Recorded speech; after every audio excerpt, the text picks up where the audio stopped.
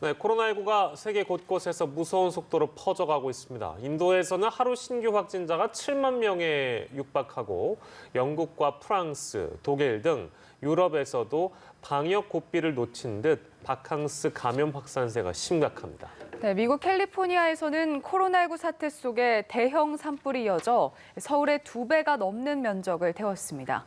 밤사이 들어온 글로벌 뉴스 김지수 기자와 살펴봅니다. 어서 오십시오. 안녕하세요. 네, 전 세계 코로나19 상황부터 좀 정리하겠습니다. 네, 전 세계 코로나19 누적 확진자는 오늘 오전 8시 통계 사이트 월드오미터 기준으로 2,282만 명을 넘어섰습니다. 누적 사망자는 79만 6천여 명으로 80만 명에 육박하고 있습니다. 미국의 누적 확진자는 574만 명을 넘어 가장 많고 브라질 350만 명, 인도 290만 명을 각각 넘으며 뒤를 이었습니다. 확산세가 잠시 주춤했던 인도에서는 20일 하루 신규 확진자가 6만 9천 명을 넘게 나와 최다 기록을 세웠습니다. 그 와중에 13억 8천만 명의 인도 인구 가운데 4분의 1이 이미 감염됐을 것으로 보인다는 연구 결과도 나왔습니다. 인도의 연구소가 최근 7주간 인도 600여 개 도시에서 27만여 명을 조사한 결과 26%에서 코로나19 항체가 발견됐습니다. 이 연구소는 연말이면 인도 인구의 항체 형성이 40%에 도달할 것으로 내다봤습니다.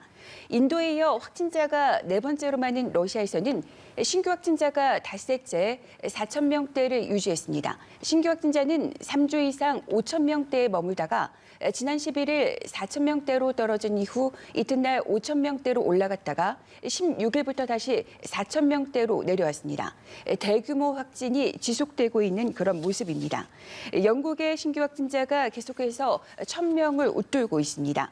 영국의 신규 확진자는 지난 9일 6주 만에 처음으로 1,000명을 넘어섰고 이후에도 거의 1,000명을 상회하고 있습니다. 영국은 하루 평균 확진자가 7월 초까지 500명대까지 줄었다가 이후 봉쇄 완화와 여름 휴가철의 영향으로 다시 증가세를 나타내고 있습니다. 프랑스에서는 신규 확진자가 4천 명 넘게 나왔고 전국 봉쇄령 해제 이후 최대치를 보였습니다. 그러나 프랑스 정부는 상황이 더 악화되더라도 전국 봉쇄령은 다시 취하지 않기로 그런 방침을 정했습니다. 독일에서도 20일 신규 확진자가 1,700명 넘게 나와서 지난 4월 말 이후 가장 높은 수치를 보였습니다. 독일에서 신규 확진자는 지난 4월 초 6천 명대를 기록한 이후 꾸준히 감소세를 보이면서 5월 말부터 300명에서 500명대를 유지해 왔다가 휴가철을 맞아 7월부터 다시 증가했습니다. 네, 유럽에서 이 휴가철, 여름 휴가철 영향을 참 많이 받았다는 게 이렇게 신규 확진자 현황으로 매일 확인이 되는 것 같습니다.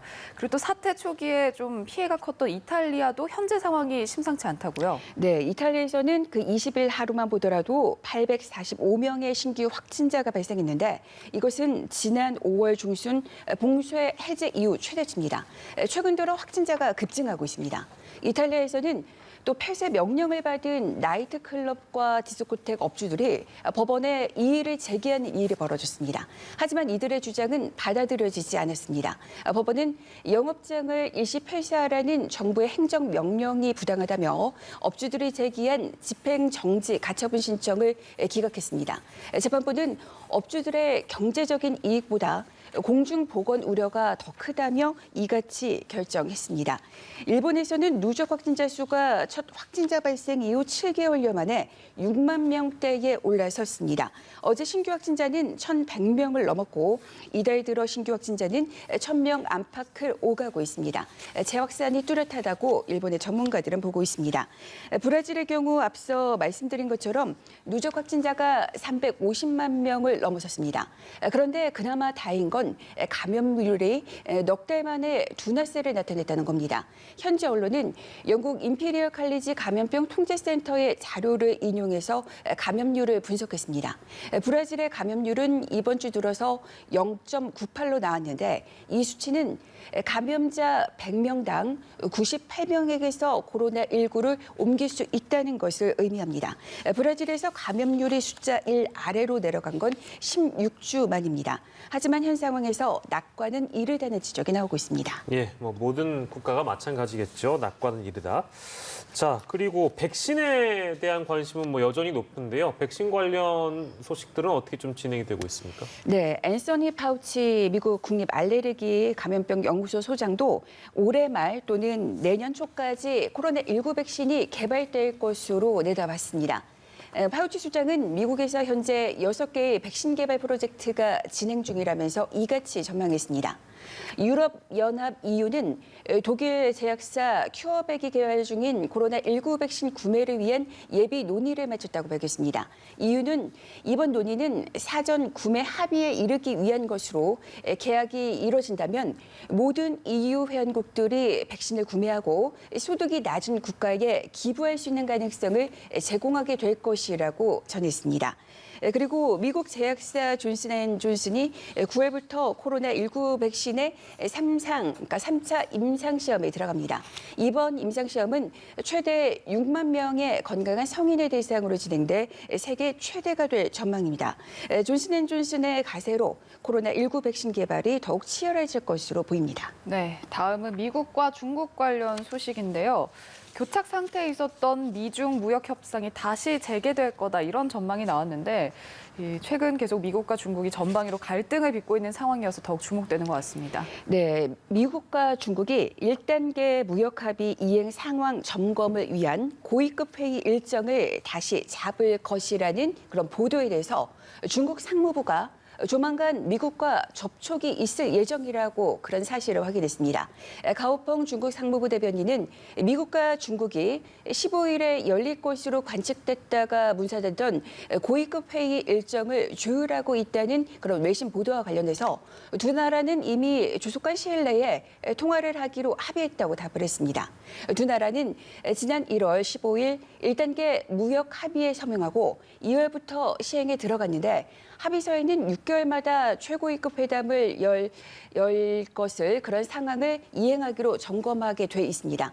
하지만 무역협상 중간 점검을 명분으로 이번에 중국과 미국이 고위급 접촉이 이뤄진다고 해도 미중 관계 개선의 돌파구로 이어지기는 어려울 것이라는 관측이 여전히 존재하고 있습니다. 네, 알겠습니다. 마지막으로 미국 민주당 전당대회 오늘 마지막 날인데요.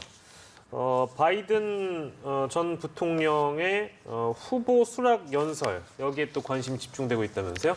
네, 미국 민주당 전당대회 본 행사가 현지 시간 20일 밤 9시, 그러니까 우리 시간으로는 한 40분 후죠. 오늘 오전 10시에 시작이 됩니다. 네. 바이든 후보의 수락 연설은 이때 펼쳐질 예정인데요.